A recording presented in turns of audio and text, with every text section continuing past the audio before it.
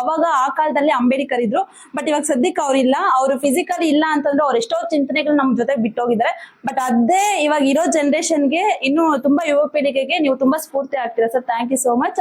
ಅದೇ ಇದ್ರಲ್ಲಿ ನೀವು ಉಟ್ಕೊಂಡಿದ್ದೀರಾ, ನೀವ್ ಯಾವ ತರ ಏನು ಅಂತ ಅಂದ್ಬಿಟ್ಟು ನಮ್ಗೆಲ್ಲ ಅವೇರ್ನೆಸ್ ಕೊಡ್ತಾ ಇದೀರಾ. ಮತ್ತೆ ಗೋಪಿನಾಥ್ ಸರ್ಗೆ ತುಂಬಾ ಥ್ಯಾಂಕ್ಸ್ ಹೇಳೋದಕ್ಕೆ ಇಷ್ಟಪಡ್ತೀನಿ. ಸರ್ ಹೇಳ್ತಿದ್ರು ಈ ತರ ಎಲ್ಲ ಮಾಡ್ಬೇಕಂತ. ಮೊನ್ನೆ DC ಆಫೀಸಲ್ಲಿ ಫಂಕ್ಷನ್ ಮಾಡ್ಬೇಕಾದ್ರೆ ನನ್ನ ಕರೆದಿದ್ರು, ನಾನು ಬಂದಿದ್ದೆ.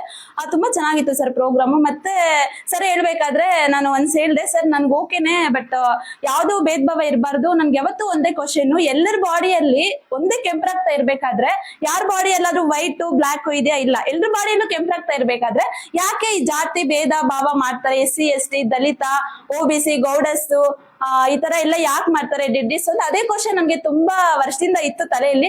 ಬಟ್ ಇವತ್ತು ತುಂಬಾ ಕ್ಲಿಯರ್ ಆಯ್ತು ಸರ್. ನಾನು ಫಸ್ಟ್ ಟೈಮ್ ನನ್ನ ಲೈಫ್ ಅಲ್ಲಿ ಇವತ್ತು DC ಸರ್ ಬಂದು ಎಲ್ರನ್ನೂ ಒಂದು ಮಾಡಿ ಇದ್ ಮಾಡಿದ್ದಾರೆ. ನಾವೆಲ್ಲ ಮನುಷ್ಯರು, ನಾವೆಲ್ಲರ ಮನುಷ್ಯರಲ್ಲೂ ಎಲ್ಲ ಮನೆಗಳಲ್ಲೂ ಮನುಷ್ಯರ್ತೀವಿ. ಬಟ್ ಮನುಷ್ಯತ್ವ ಅನ್ನೋದು ತುಂಬಾ ಇಂಪಾರ್ಟೆಂಟ್.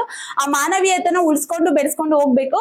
ಅವತ್ತು ಅಂಬೇಡ್ಕರ್ನ ನಾವು ನೋಡಿಲ್ಲ, ನಾವು ಹುಟ್ಟು ಇಲ್ಲ, ಬಟ್ ಅವ್ರ ಚಿಂತನೆಗಳನ್ನೆಲ್ಲ ನೋಡ್ತಾ ಇರ್ತೀವಿ. ಬಟ್ ಇವತ್ತು ಅದೇ ಸ್ಥಾನದಲ್ಲಿ ಅರಿವು ಶಿವಪ್ಪ ಸರ್ ಇದ್ದಾರೆ.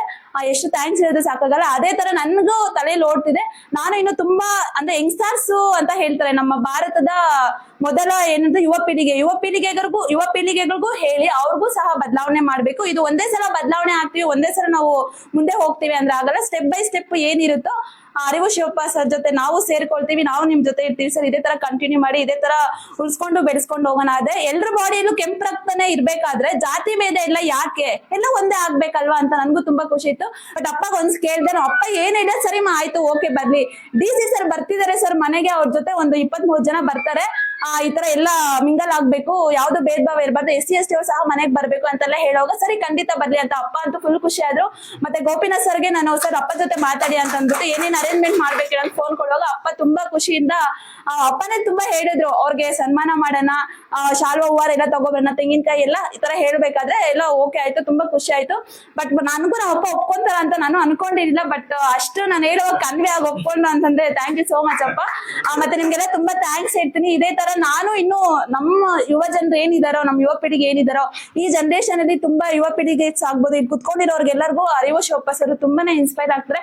ಅದೇ ತರ ನೀವು ಬೆಳೀತಾ ಇದೀವ, ನೀವು ಬೆಳೀತಾ ಇದ್ದೀರಾ, ನಾವು ನಿಮ್ ಜೊತೆಗೆ ಇರ್ತೀವಿ, ನಾವು ಬೆಳಿತೀವಿ ಅಂತ ಹೇಳ್ತಾ ನಾನು ಮಾತು ಮುಗಿಸ್ತೀನಿ. Thank you so much.